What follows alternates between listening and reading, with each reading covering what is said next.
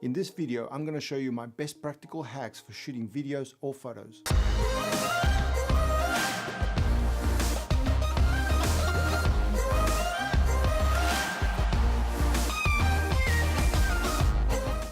Now, if you've been shooting video or photos for a while, there's probably 100 little hacks that you've worked out along the way. So in this video, I'm going to show you my best practical hacks that I execute pretty much at every shoot that I'm involved in.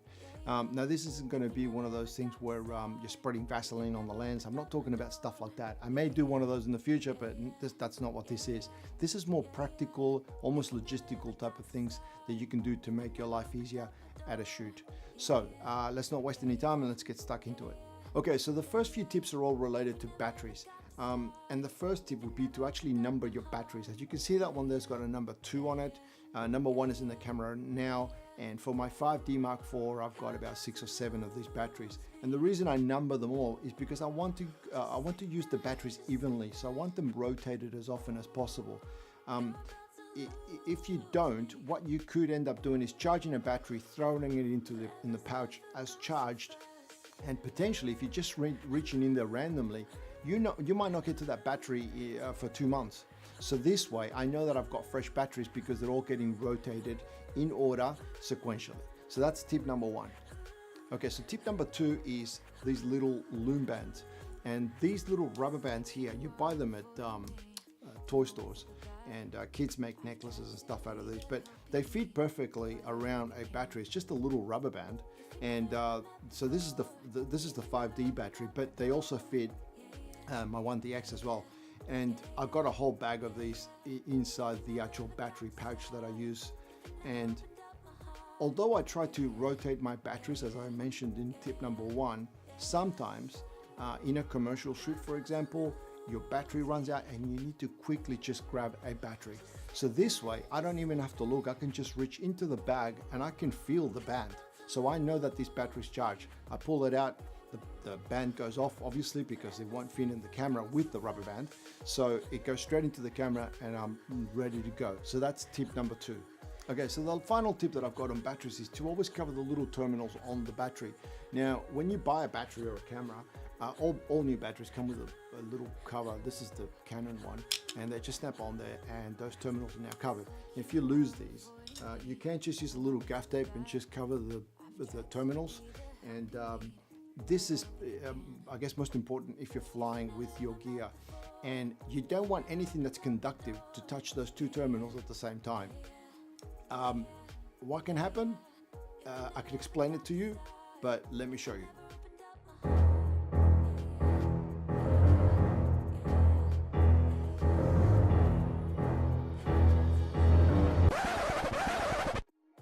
Okay, so tip number 4, and that is a washer.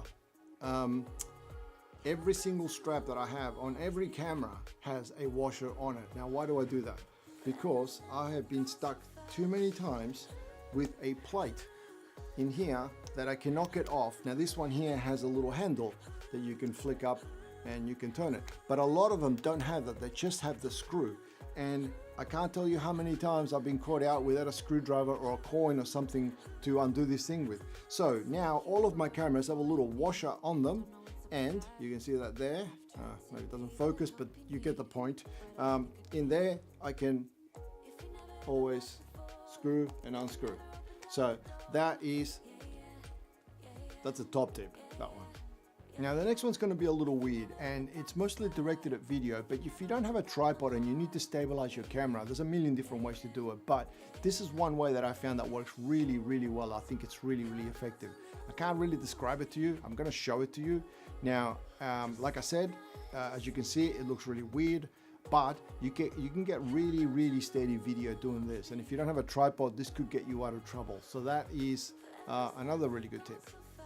Now, if like me, when you go to a shoot, you end up taking a whole bunch of these and cables and it's a total mess, then why not turn this into this?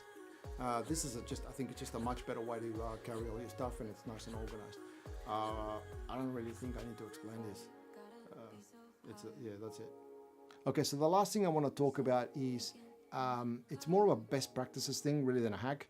And that is that when you finish your shoot, particularly with paid shoots, that you label the card as used. Now what I do is I put a little gaffer tape and I cover the terminals so that this card cannot, even accidentally, it can't be put back into the camera or a card reader and wiped.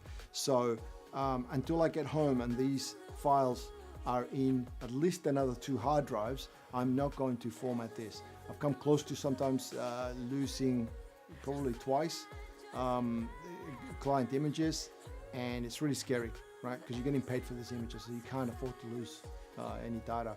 So again, best practice, always label your cards, put them safe, somewhere safe, and don't touch them until you get home. So that's it. Those are my favorite little hacks that I use on pretty much every shoot that I go on. I'm hoping that you found something in there that's useful to you. If you did like the video, it'd be great if you could give it a thumbs up, subscribe, share it with your friends.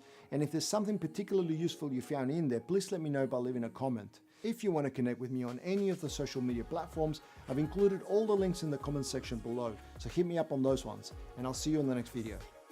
Just like that.